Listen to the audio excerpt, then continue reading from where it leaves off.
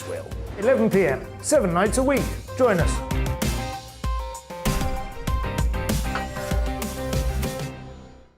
Hello there, I'm Eamon Holmes. And I'm Isabel Webster.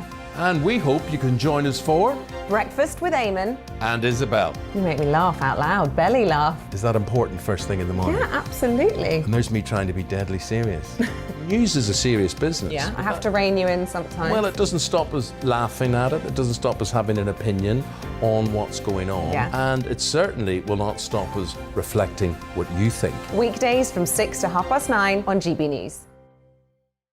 I'm Dan Wootton. Join me Monday to Thursday from 9 to 11 for the feistiest and most fun news debate on TV, where free speech reigns. I'll bring you a sharp take on the day's biggest stories, bombshell newsmaker interviews, and A-list guests.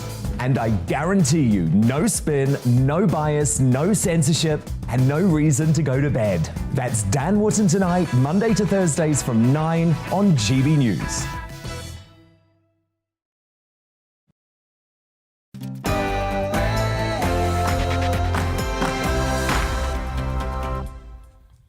Hello and welcome to Headliners, the show that has comedians read the papers so you don't have to. My name's Dominic Frisby, and with me tonight we have left winger Ian Stone and left fielder Scott Capurro, and they'll be uttering their truths in just a moment after the news, which is read to you by Miranda Shunker.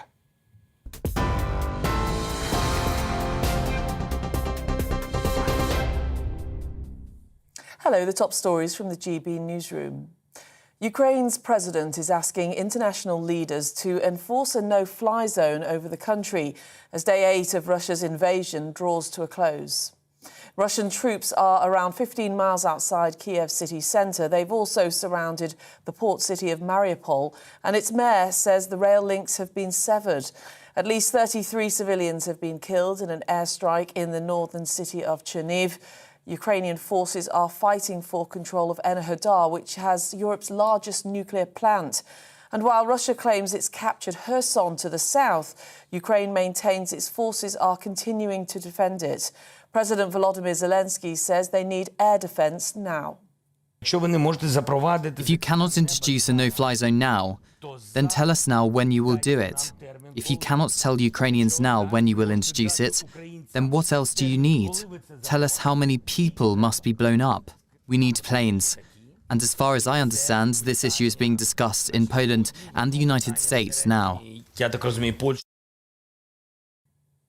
Well, a Ukrainian negotiator says the second round of ceasefire talks with Russia have not yielded results, but the third round of talks will take place at the start of next week. The Ukrainian president says he will not surrender, but that some compromises must be found so that people do not die. Russian President Vladimir Putin claims his military has offered safe corridors so civilians can escape the war, and insists the invasion is going to plan. Russian soldiers and officers are acting bravely, like true heroes. Our troops fight with persistence and full understanding that their cause is right. I will never give up my conviction that Russians and Ukrainians are one people. The UN High Commissioner for Refugees says in just 7 days, 1 million people have fled Ukraine. I have worked in refugee emergencies for almost 40 years, and rarely have I seen an exodus as rapid as this one. Peace is the only way to halt this tragedy. Well, the Foreign Secretary will tell NATO, G7 and EU ministers they need to step up the support for Ukraine and tighten the vice around Putin's war machine. Liz Truss is set to embark on an intensive day of diplomacy in Brussels. They'll also discuss cutting European dependency on Russian oil and gas. The UK Foreign Office has sanctioned 2 further Russian oligarchs. The first is Russian billionaire Alisher Usmanov, whose commercial links to Everton Football Club have been suspended. The other is former Russian Deputy Prime Minister Igor Shuvalov. Both have been hit with full asset freezes and travel bans. Well, on TV, online and DAB Plus radio, this is GB News. Now it's back to Headliners.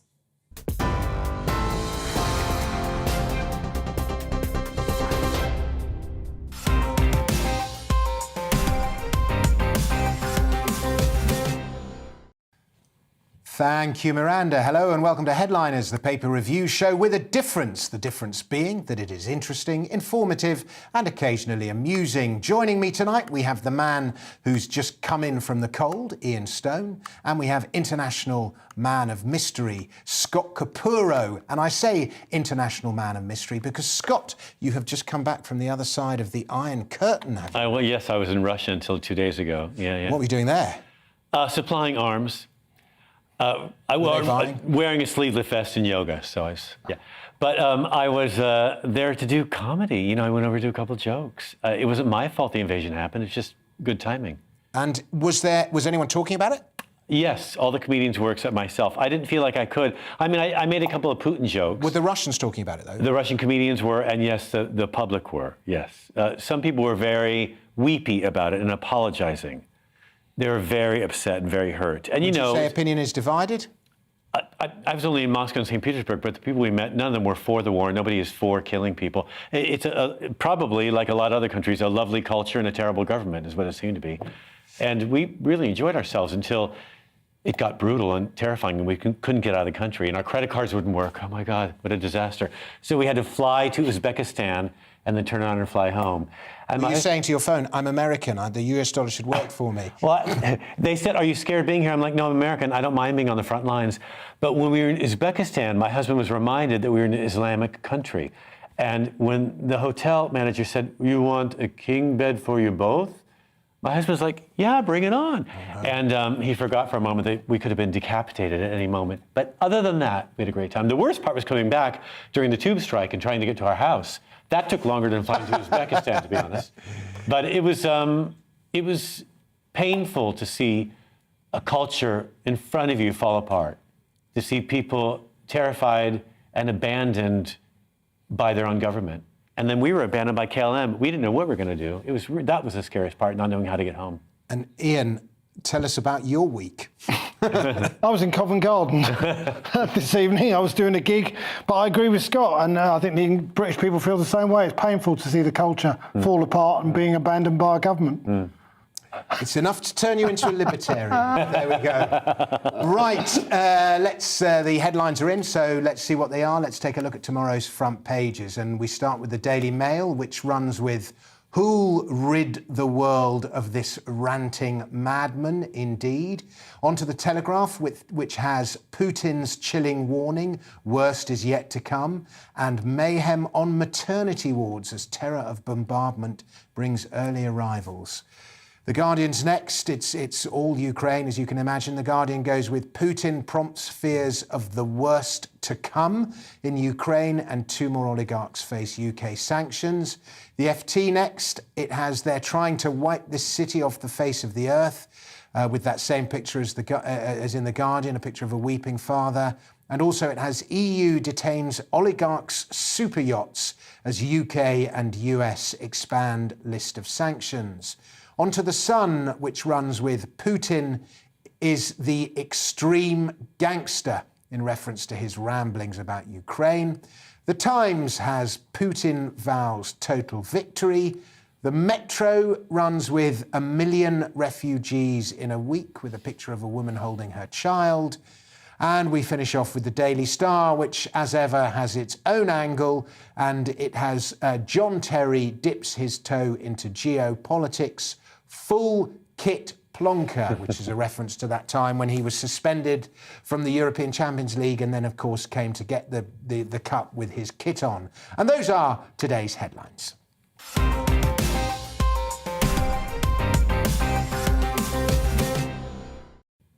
And so our first story is from the Mail and pretty much everywhere, and it's, is Putin a madman, and do we think he's lost the plot, or is this what he always was, Ian? What's your view? Well, I have no idea what he always was. I mean, we've seen the last few years how he's behaved since he invaded Crimea, since he sent people over here to poison people in this country. The Daily Mail has said that a Russian dictator declares Ukrainians are extreme gangsters, as opposed to just regular gangsters, I guess. They're extreme gangsters. He's talking to his home crowd, isn't he? It's a bit like when the Iranians used to go on about America, but it was more for the home crowd than for the international audience. His name, the Iraqi guy, Comical Ali. Do you remember him? Well, Comical Ali, but I was thinking of Ahmadinejad as well in Iran. But it's the same sort of thing. And his process of denazifying is not going very well, considering how the Jewish president is doing. And by the way, one of the most debunkable claims I've ever. Well, it is, but he has set a very high bar for Jewish comedians of what they've achieved in a week. I've got to be honest with you. We all feel a bit. Well, thanks, Vladimir. Nice work. Yeah, he could sell out this room. I imagine. You know, people want to portray Putin as being mad or having lost the plot or going over the edge. He's always been this person. He's always been a threatening, abusive, overbearing, aggressive, murderous person. He was the head of the KGB. He's ordered the deaths of many people in his lifetime. This is nothing new for him. Killing babies is to him obviously not a problem. But I have to say, I don't see him that different in the way that he deals with civil rights in his country to other leaders in the world, from whom we buy a lot of things. And honestly, the ports of this country are still open to oil and natural gas from Russia. I don't know how we think we're going to punish him for being crazy or a madman, but nothing that this government has done, or any of the governments in Europe, in their late response from the UN, only responding yesterday, criticizing his move. I think they're as crazy as he is. Are they not listening to him or watching? Were they not listening to the leader of the country being attacked right now for years, saying we need some help with this? They've tried to buy fighter jets from Poland, that country, for a decade, and Poland has turned them down. It's like, what do you expect Putin to have done? He invaded Crimea. His backers took down a commercial jet. Europe did nothing. So why wouldn't he do what he said? How is he mad? He's just following his own steps. Yeah, but okay. I mean, Garry Kasparov has been tweeting quite a lot about Putin and talking about how we've said that he's like this for years, and you haven't listened to him. I'm certainly prepared to take Garry Kasparov's view on this. Another famous libertarian. Is that right? Yes. Is that right? Well, okay. But they asked him if he was a chess player. They asked Kasparov, is Putin a chess player? And they said, no, he's a poker player.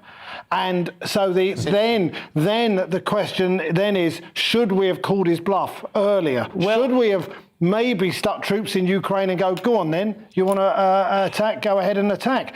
But do you know what? These are not easy calls to make for politicians, and we could be fighting a much bigger war now. But they were believing him 9 days ago. Why would you believe anything Putin said? I don't think they were believing him, were they? The European leaders were. OK, we're going to move on now. The Times is next, and private property rights are one of the essential building blocks of a free society.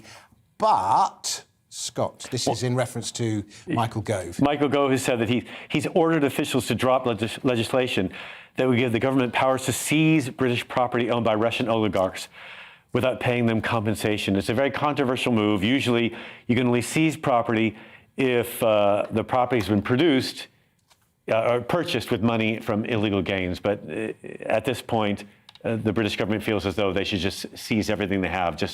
It's the least they could do. Haven't they given them 30 days, though, to basically get as much of their money out as they possibly can? Is that because the government are, to a certain extent, used to getting Russian money in? I mean, I don't know the ins and outs of all this. Also, British law firms, by the way, are the ones who are tying up the government in legal challenges. Shouldn't they be named and shamed? And I think the other thing to say is, if you've got a house...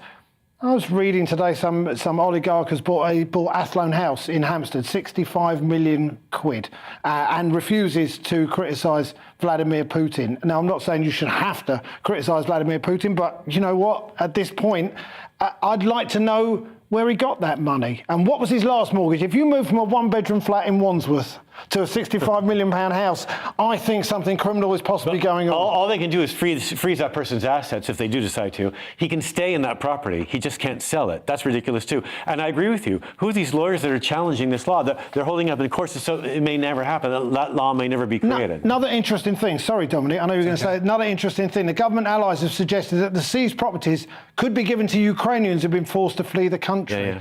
I mean, it's sort of, we're sorry you've been uprooted from your homeland. Here's a 40-bedroom house in Highgate. Well, it's a nice trade, but the There's so many nuances to this whole argument, and I can't see it ever getting through because there's just going to be so many legal challenges. Yes, Well, but the Germans have managed to seize Usmanov's yacht, right? And the Americans have taken a yacht off another oligarch. These things can be done in other countries, and yet we don't seem to be doing them. Well, the British Airbnb has asked people like me who have our flat on Airbnb to offer to migrants who come in from this war-torn country. The problem is 40,000 flats available in London are owned by Russian oligarchs, so that's going to be a different key exchange. And it's yes, and it's also skewed the housing market, particularly in London. At the top end. end. It really has. Yeah, Not just at the top end though, because everything gets more expensive. It filters down. I know. It does. I mean, foreign buying of top property. It's not just Russian. It's a lot of it's a foreign huge buying. problem. Yeah. It isn't. And what are they called? Safety deposit boxes in the sky and all that. That's how top UK residential property was referred to at one point. Anyway, we move in. The Indie is next, and apparently Viktor Orban, Hungarian's Viktor Orban, is a lapdog of Putin. According to the opposition. I mean, in Hungary, they've got an election coming up, and the race is hotting up. According to The Independent, this whole thing has upended the election race because Viktor Orban, he's seen as an ally of Putin. He has actually come out now and said that he thinks what's going on is wrong, but only, I think, in response to the tightening polls in Hungary, I would suggest. And there's a lot of signs, there's been demonstrations with Mr. Putin's crossed-out face chanting, "Russians go home." I think the problem is that ordinary Russians bear the brunt of this. I'm sure there's plenty of ordinary Russians who live in Hungary who are suffering because of this stuff. But Viktor Orban, not really a darling of the right, isn't he? In terms of his election in Hungary. But as I say again, everyone has to choose a side at this point, and we know which side. I think that's part of the problem with some of the side he should choose is. That's part of the problem with some of the soldiers who are fighting in the Ukraine who are Russian, who feel like they're shooting their cousins and their brothers, and the morale is so low because they weren't told until they went to the border to, start the battle that this is what they were doing. So now they feel they have to choose a side. And I think they're going to choose a side of the Ukraine. I think Putin's already lost this battle, actually. Lots and lots of ranting on GB News today, on headliners today. I'm delighted to say we move on from the Ukraine and push stuff right up to the line on a phone-in show or indeed on headliners, and you get lots of hits and lots of clicks. But it looks as though Jeremy Vine may have overstepped, Scott. This is from The Sun. Well, the Ukrainian president has apparently reported that 9,000 Russian soldiers have been killed in this battle. And Jeremy Vine, on his show on Channel 5, apparently said in response to a caller who asked a question about what was going on, Jeremy Vine said, I'm going to quote this to get it right, "That's true, but the brutal reality is, if you put on a uniform for Putin and you go and fight this war, you probably deserve to die, don't you?" Which got a lot of negative response from viewers saying that's a cruel thing to say, it's disgusting, he should be taken off air. And Vine doubled down and said, "I'm just speaking my thoughts, speaking my feelings," and I think he probably did. I think he said he was taking the counter. He was. The counter argument. Those soldiers are just as much victims as the Ukrainians. Of course they are. These young kids, they're conscripts. Of course. What got me in this story was it said the veteran broadcaster 56, and I thought, really? I know, me too. Oh I thought that too. It's outrageous, but he was. I didn't know he's a vet, but also I think that he surely he meant. I don't know because I haven't seen the interview, but surely he meant. He was trying to make the argument. Maybe he didn't phrase it very well, but right. if you decide to go and be a soldier, then that is it's your job to die. I think he's trying to and increase his ratings, is what he's trying to do. It and was he's using a controversial thing to say, though. And he knows better. We're talking about young kids. We've seen the pictures in Ukraine of these young kids turning up, and one kid was. I'm just explaining. No, but one kid, he ended up chatting to his mother, and they gave him soup and a pasty or something. And yesterday, yeah. I mean, they're 18-year-old kids. I've got boys who are that age. So do I. I've dated boys that age. It's terrible. They need a lot of help. But also, I think, maybe his ratings are flailing, and he's using this as an excuse. Yeah. It's a casual thing to say, though, wasn't it? Really, I would suggest. Maybe like Putin, he thought he would say something and he'd be, rewarded for it. Instead, people are like, no. The NHS has a staffing problem. 110,000 posts are unfilled. This is from The Guardian, Ian. Yeah, well, that's the story. I imagine the pandemic didn't help, and dare I say, Brexit might have a little bit to do with something like this in terms of why? Because maybe foreign staff who otherwise would have been employed by the NHS have either gone home or they can't get in to work for the NHS.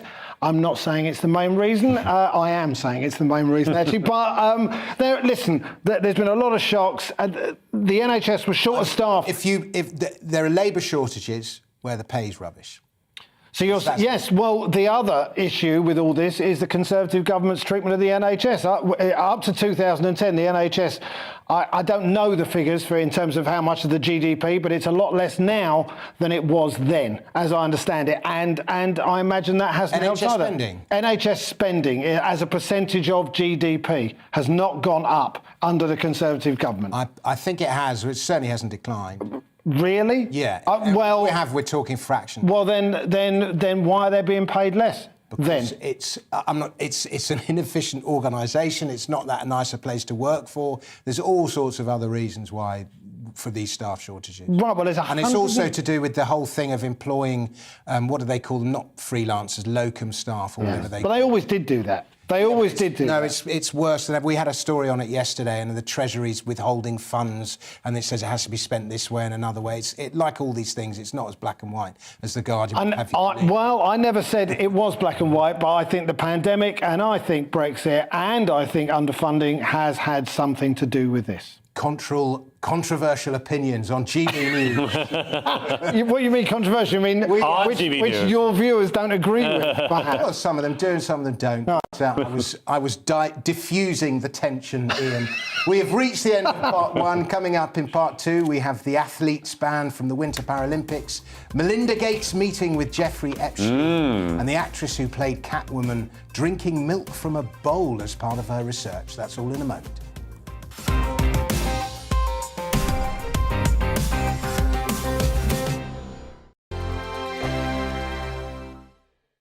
GB News is the UK's home of discussion and debate from all perspectives. To stay up to date on the latest stories, make sure that you subscribe to the GB News channel right here on YouTube. You can watch us live 24/7 across the whole world. You can also check out exclusive content and catch up on previous episodes of your favourite shows. Every day, we ask the questions that you'd ask, so why not add your voice to the conversation in the comments section? Don't forget to subscribe. We are GB News, Britain's news channel. Every night at 11 on GB News, we bring you the next day's stories the day before. Basically like time travel. If it's a big story, we'll cover it, guaranteed. But we'll also have some fun along the way. Big opinions, big laughs. Sometimes big hair. This is Headliners, the paper review show that won't send you to sleep like the others will. 11 p.m, 7 nights a week. Join us.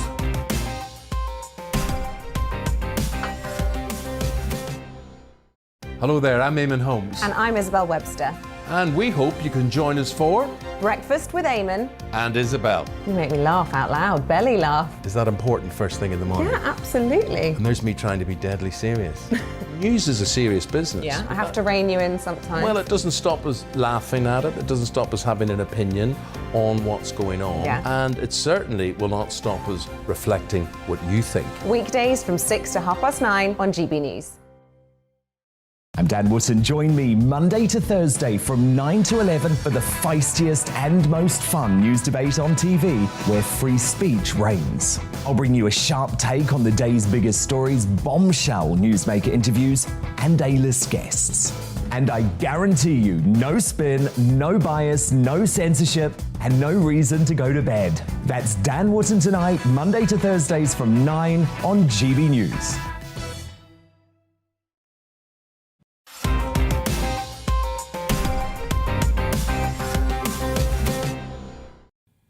Welcome back to Headliners. My name's Dominic Frisby, and on the show with me tonight we have the glamorous Scott Capurro and former chemist Ian Stone. Those are actually yesterday's introductions, but I left them in because they kind of worked. Right, this is from The Guardian and a pretty horrible story. Basically, this guy's been stealing money from kids, and not only that, vulnerable ones, Scott. Yeah, the owner of a children's home in Bolton that was shut down for serious and widespread failures has been spending the money recklessly. His name is Robert McGuinness, the main director of the Children's Home, and he's a Lamborghini driving plasterer turned pub landlord who loaned his own bar business £100,000 from the finance of the Bolton home. It's run by something called Achieve Care Homes, which is also run by his parents, Alison and Francis, and him. And he's paid himself a bunch of money, spent the money at Airbnb flats that should have gone to the kids' home. He spent money on artisan bakeries in Manchester. He went to Belgium, Thailand, Portugal, and Spain. It's like something out of a novel by Charles Dickens. It just goes on and on. I could tell you all the other things he spent money on. It really is endless, and it seems as though he didn't feel bad about any of it as these kids suffered. And the reason the school's been shut down is because one child was found not bathed and completely lost, and they went to the home to look what was going on, and it was a disaster. They shut down immediately, looked at the records, and this guy was honest. He said, well, why can't I drive a Lamborghini? It doesn't matter, it's just a car. To him, a bit of a sociopath, it sounds like, he wasn't doing anything wrong. No. There is a never-ending supply of grim stories from Britain's care system. Yeah. It's horrendous. Scott mentioned it. £280 was spent across 2019 in an artisan bakery in Manchester. He couldn't have gone in there all that often. I spent about that in the last few weeks in artisan bakeries in Buzzwell Hill, I'll be honest with you. It's grim. It's another grim story about the care system. Aside from the thousands of old people who died in the care system during the pandemic. And these people are leeches, people like this. He was also not paying his own pub employees as well. They took him to court for back wages. Yeah. So I think he's living a nice life, and then at the exclusion of everyone around. And there's no prospect of the loan being repaid either. Because his company's gone bust. Because his company has gone bust. They've gone bankrupt. It's grim. It is. Right, this next story from The Guardian has a whiff of conspiracy about it, Ian, but it might just be the way The Guardian spun it. Well, it's a Ukraine-born oligarch called Mikhail Watford. That's not his original name. Who changed his name to Watford and fit in. He was found dead at his home in Surrey, 66 years old. His death, he made his fortune in oil and gas after the demise of the Soviet Union, as did a lot of the oligarchs. His death is unexplained, but they said it was not thought to be suspicious. So that's that then, isn't it, As soon as they say that, it sounds suspicious. Of course it does. It's not one of the oligarchs they're going after, apparently. He's not one of Putin's inner circle, so they're not really... Well, essentially, the ones who keep quiet are left alone, aren't they? The oligarchs who speak out, Berezovsky, one or two of the others, they're the ones that get it. But he's trying to keep himself to himself. Changing your name to Watford, might have helped, it's might a have not. strange choice, I feel. I don't really want to laugh at the guy because he's just died, but a decent team, Sanctions and boycotts are the Western world's way of dealing with Russia.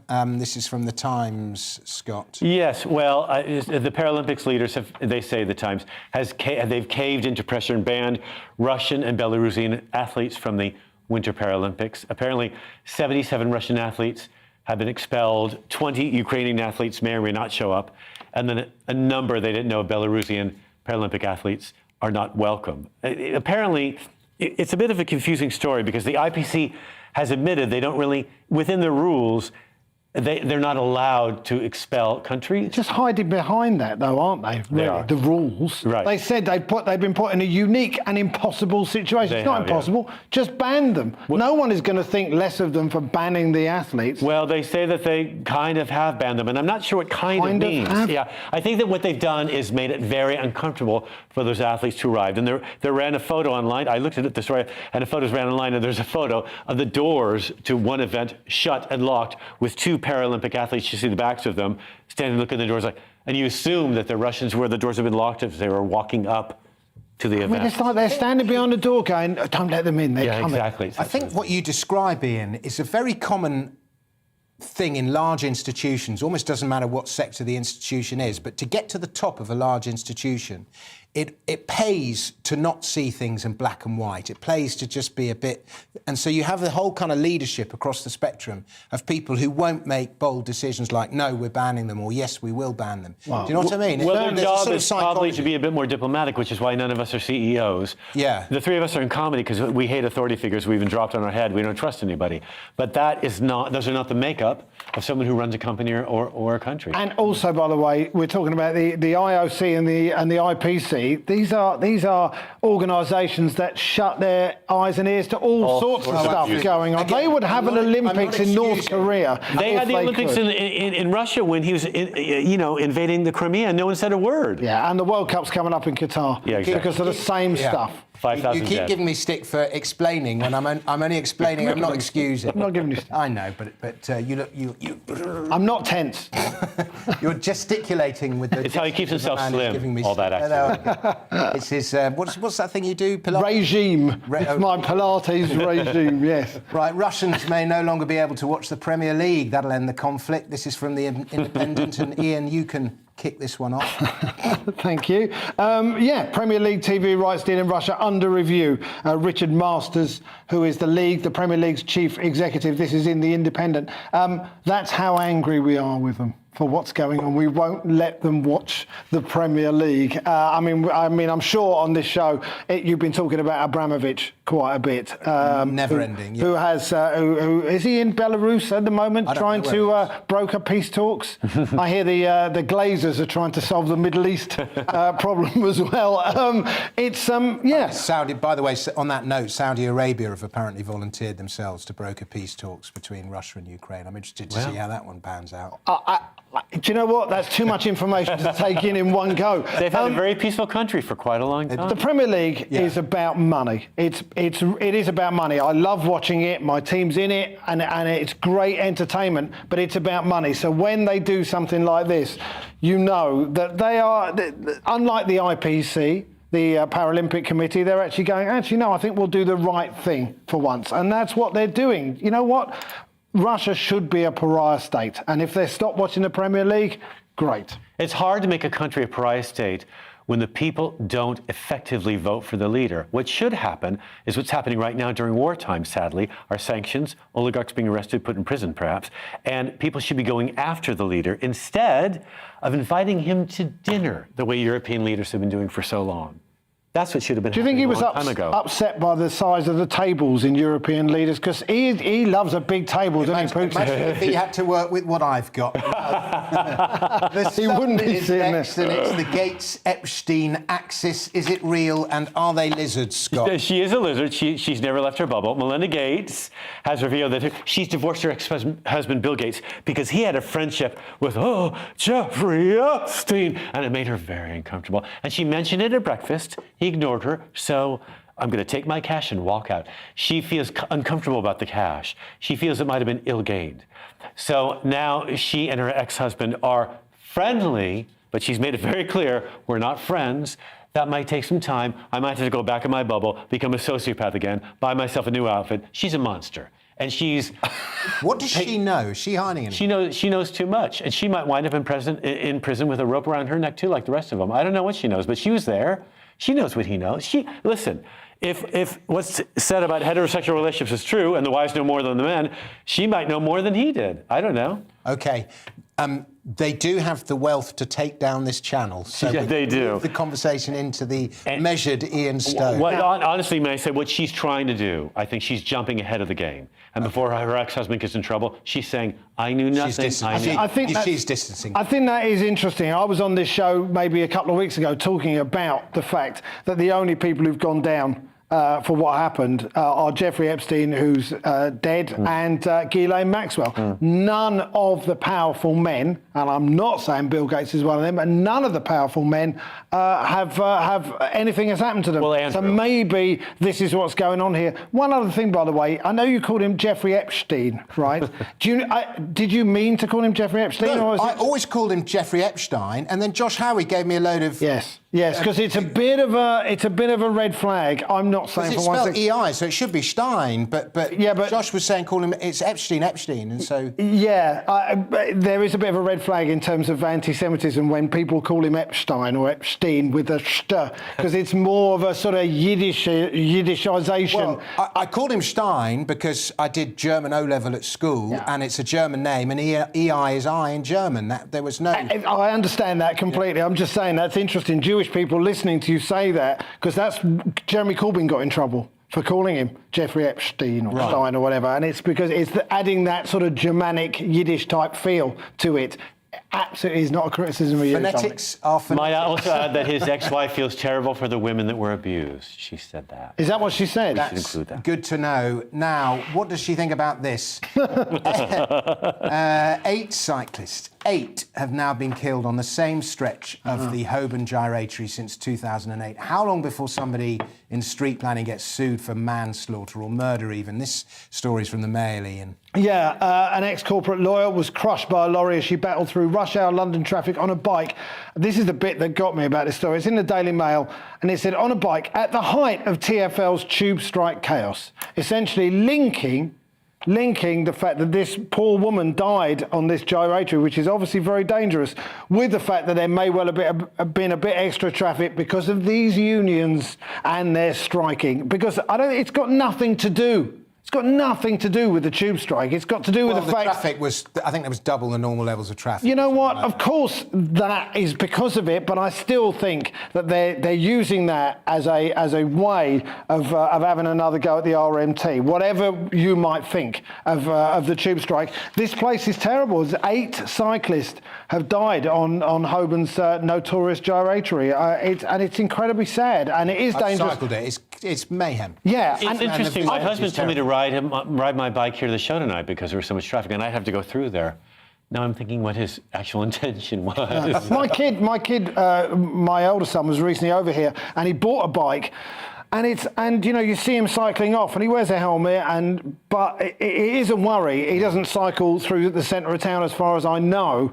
But it is a worry because you hear these stories. These stories come up on a pretty regular basis. My son's got one of those electric ones. Yeah. He rides it without a helmet, and he does deliveries for Deliveroo. I'd also read, too, that the amount of times you see a Deliveroo driver get knocked off his bike. Female cyclists tend to be more polite, and that's why more female cyclists in London tend to be pulled down by lorries, because you're meant to cut them off and get in front. You're meant to be more aggressive.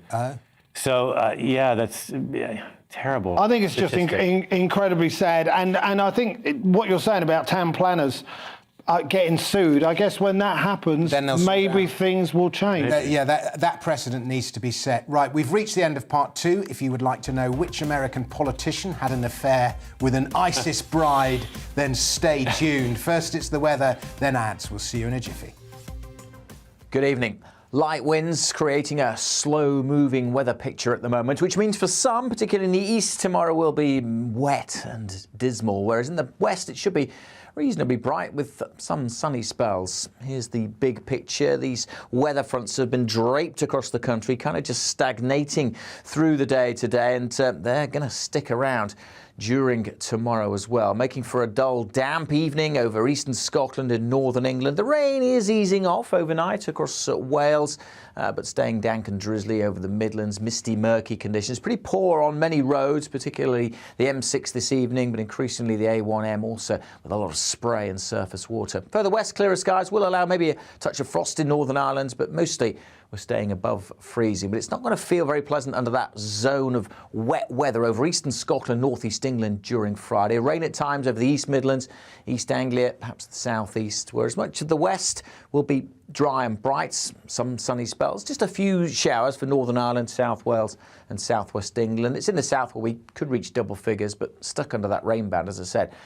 Feeling pretty bleak, 5, 6, 7 degrees at the very best. That zone of rain isn't really shifting very far either during tomorrow evening, sticking across these eastern parts, and if anything, hinting at coming back as we head into the weekend. Clearer skies across Scotland and Northern Ireland mean a touch of frost here to start Saturday, but we should see plenty of sunshine here on Saturday. Southeast Scotland could be a bit dull and damp, and certainly the bulk of the Midlands, eastern England, seeing a lot of cloud, rain and drizzle on and off during Saturday. And again, as a result, feeling pretty cold, especially on some of those North Sea coasts with the breeze off the sea. But even with some sunshine, temperatures only 8 degrees in Glasgow and Belfast, and maybe only 6 or 7 on Sunday. Most places looking dry and bright on Sunday, but feeling cold, certainly across England, with that easterly breeze.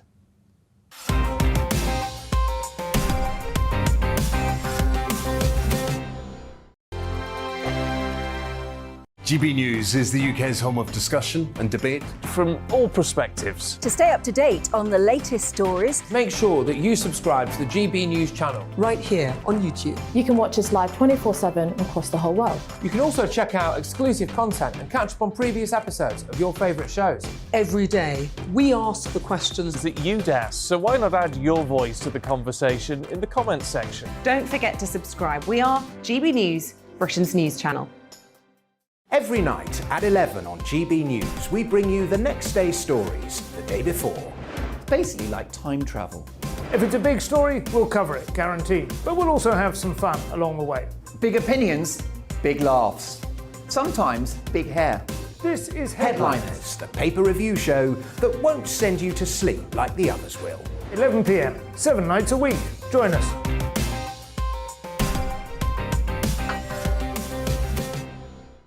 Hello there, I'm Eamon Holmes. And I'm Isabel Webster.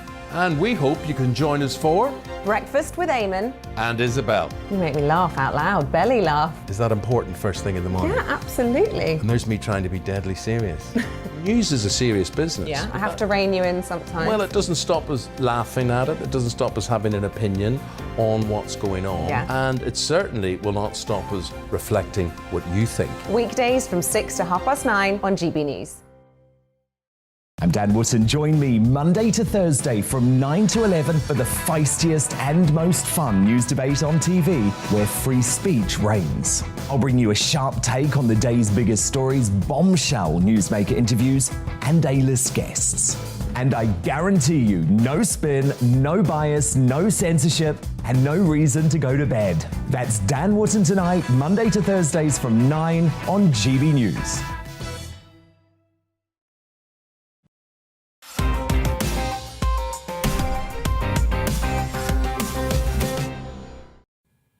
Hello and welcome to part 3 of Headliners. I'm your host Dominic Frisby, and with me looking at the papers are GB News' answer to Han Solo and Chewbacca, Scott Capurro and Ian Stone. And our first story, you can decide which of you is Chewbacca and which of you is Han Solo. Ian's gone very quiet. Our first story is from The Times, and it concerns the Republican Party. Right. It takes place in Texas. It involves illicit affairs and ISIS, and it could be the plot of a soap opera. I'll let you tell the stories. Well, my husband did shave my back today, so I guess I'm the Chewbacca. Anyway, a Texas Republican, a Republican of all people, the Conservative Party in the U.S., has ended his re-election campaign for Congress, which the re-elections every 2 years, after having an affair with a British widow of a high-ranking American member of the Islamic State. Van Taylor, this former Marine who fought in Iraq, he's 49, he issued a statement apologizing for his affair, apologizing to his wife, to his constituency. He's not going to run again. He met this woman, Tanya Joya, she's 38, brought up in Harrow, I just said Harrow, in Harrow. And she was of, why it mentions this, I'm not sure, but she's of Bengali parents, although that has very little to do with the story. What she did was she married an ISIS fighter, and she moved with him and had babies, and then he saw how dangerous the situation was, and he sent her back home, and then he died in 2017. I love it. He moved them out there, and 2 weeks later, moved him back, straight back again. But look at, if you can get some before and after photos of Georgia Lass, they're classic. The most clean-cut Republican, and then he goes to ISIS and becomes the most big guy. He met her in October 2020 and fell in love with her at some sort of event, and they had an affair for about 9 months. And then when he said, this has to end, you're an Islamic person, or whatever, you're an ISIS, I don't know what he said. I can only imagine. Bride. You're an ISIS bride. She said, well, can you give me $5,000? I got to pay off a credit card.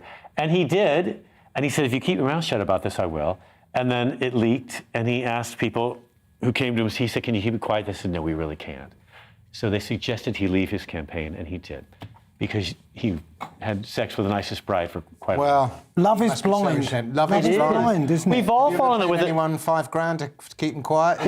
Well, Not much, is it? if I had, I wouldn't say, would I, really, because I kept them quiet. I mean, obviously, my mother would have been very upset with me if I ended up with an ISIS bride. Right. But look at her, she's beautiful. She's gorgeous, she's young, she's fresh, she's smart, and we've all fallen in love with an Islamic terrorist at one point or another.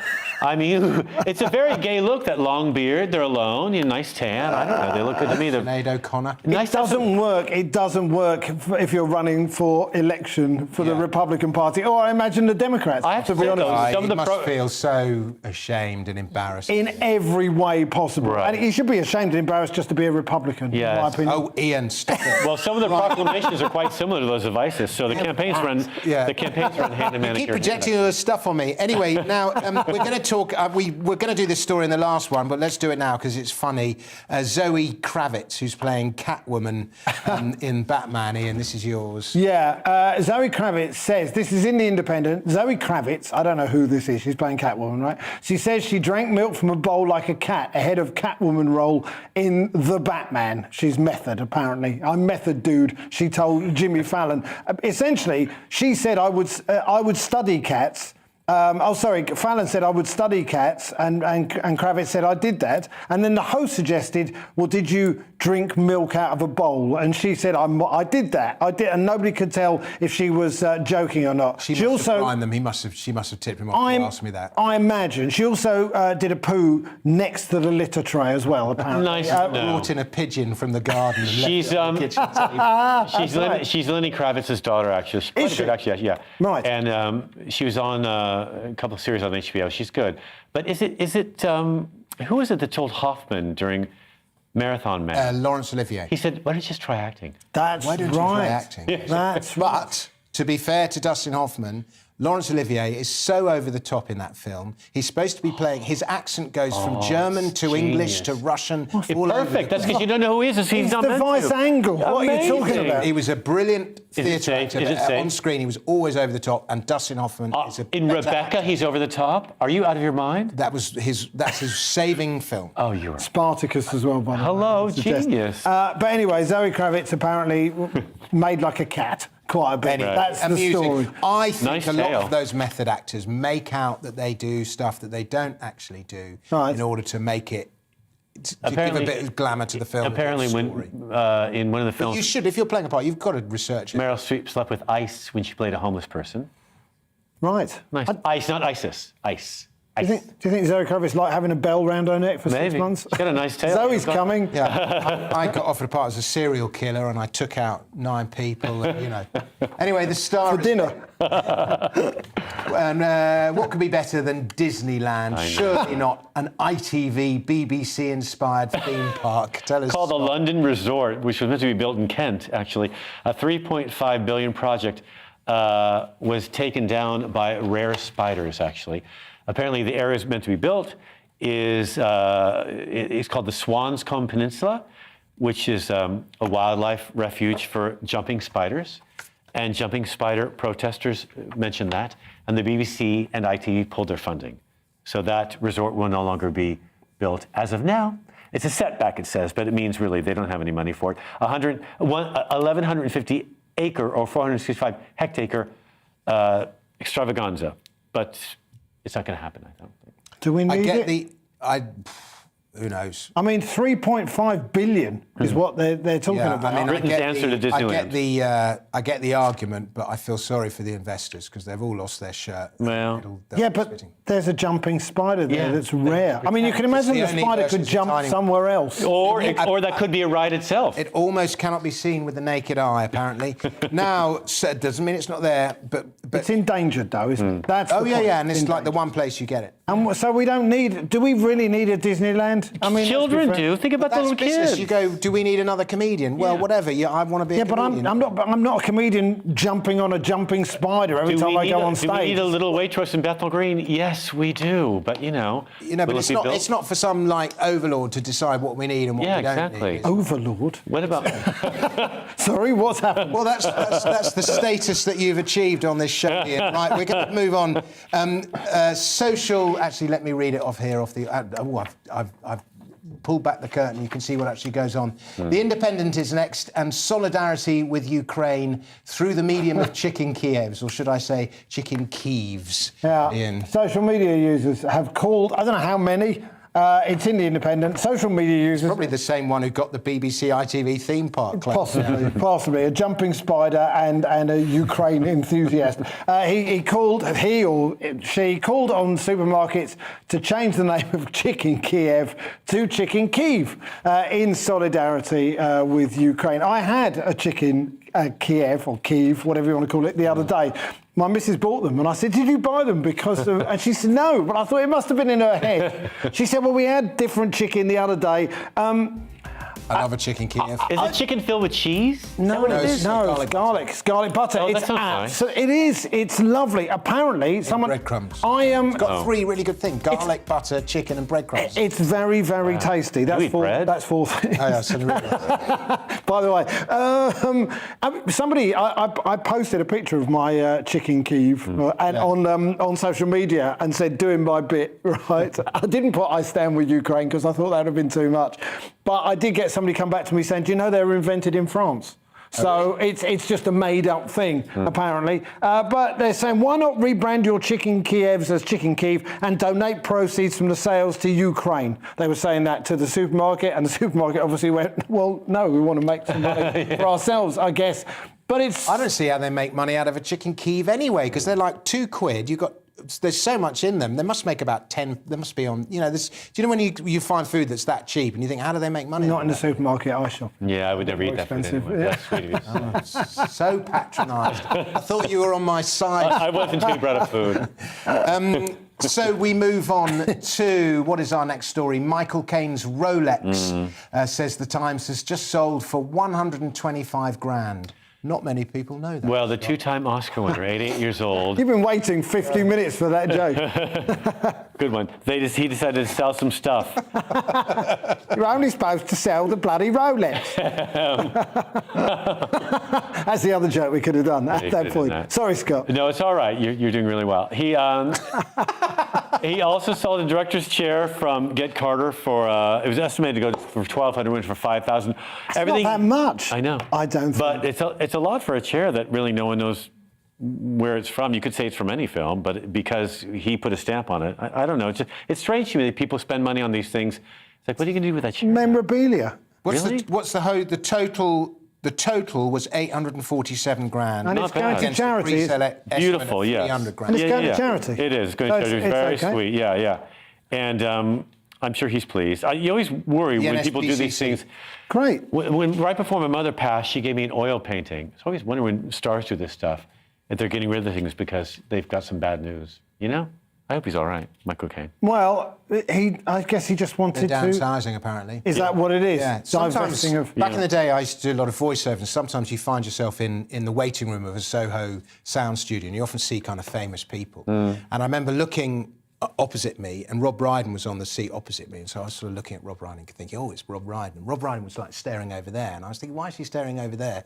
And it was Michael Caine sitting over there, and there was this sort of hierarchy of the entertainment industry. Who was he staring at? I don't know. Who was looking at you? He was looking at me. Looking at you. No, yeah. I freaked out in 2018 when Liza sold her bowler hat from Cabaret.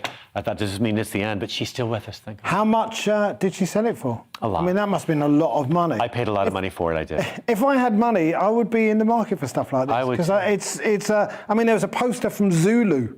It's a great film, and Michael Caine's big break in the movies, and sold for £11,500, and it's all for a good cause. I wanted the swimming. My mum used to be mates with Shakira Caine. Oh, sweet. And there's a picture of me on Shakira Caine's knee from whenever, 1971. I wonder what that sold for. Yeah, well.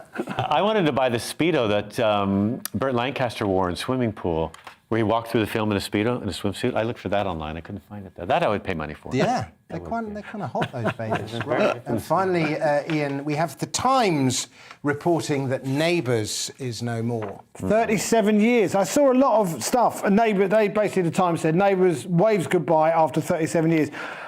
Got to be honest with you, I've never watched it.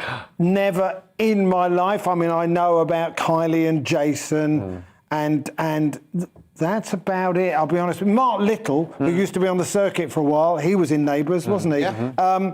37 years for any TV programme is a good innings, but I didn't know it. I mean, I've got to be honest, I was a bit shocked it was still on. I think, if my memory's correct, it first came out, you're a couple of years older than me, and it first came out when I was a student. So it might just be one of those little reference things where you're a couple of years out, but people used to watch it when I was a student. I have to say I never got it. I wonder what they'll be saying about this in 37 years, about this programme, when it goes off the air. What, when we're still here? Yeah. Right, okay. I guess Neighbours is one of our rivals, and we've seen it off. 9,000 episodes, though. Amazing. I mean, that is quite something. Yeah. And what amazes me, though, is for headliners, for Neighbours to exist, it relies on British funding because the biggest audience for it is in Britain. It can't survive off an Australian audience alone, and Channel 5 have dropped it, and that's why they're closing it down. It was, I see, because at its peak, I mean, close to 20 million watched Donovan and Minogue as Scott and Charlene marry on November the 8th, 1988. It was a great moment. And it a regular audience of 16 million, which I don't think there's a single show nowadays that gets that. No. I mean, not one. Yeah. The proliferation of channels.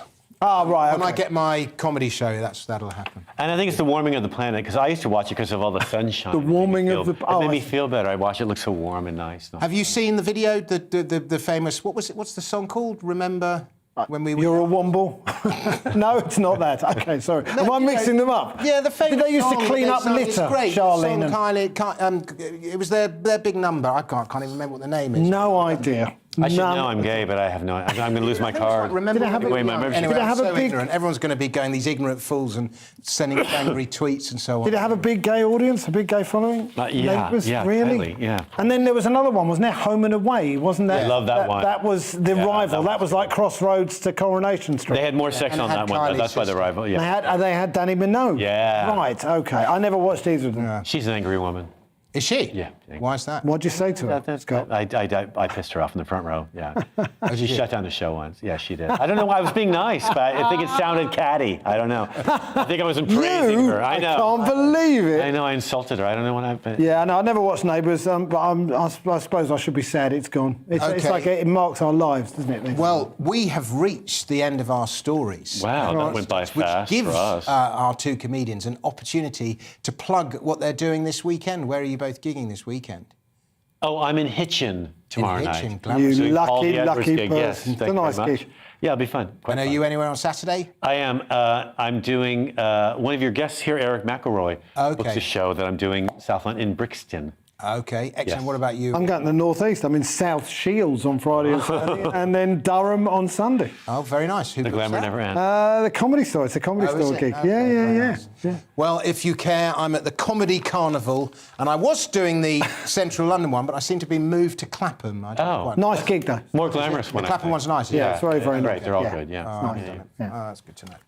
Right, well, that's that. And why don't you give us your Twitter handles, and viewers can all follow you. Actually, if you want to, you can subscribe on YouTube. I'm downloading a lot of stuff there, and I could use as many subscribers as I want to monetize. So please follow me on YouTube if you don't. Monetize, not monetize. All of it.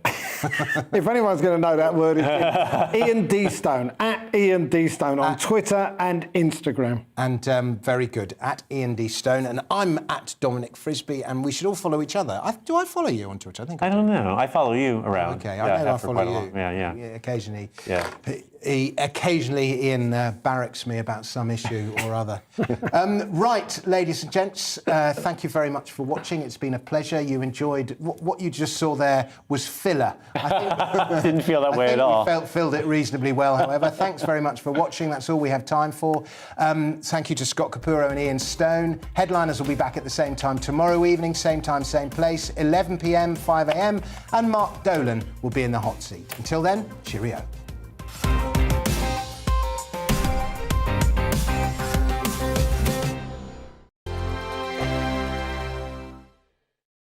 Hello there, I'm Eamon Holmes. And I'm Isabel Webster. And we hope you can join us for... Breakfast with Eamon. And Isabel. You make me laugh out loud, belly laugh. Is that important first thing in the morning? Yeah, absolutely. And there's me trying to be deadly serious. News is a serious business. Yeah, I have to rein you in sometimes. Well, it doesn't stop us laughing at it. It doesn't stop us having an opinion on what's going on. Yeah. And it certainly will not stop us reflecting what you think.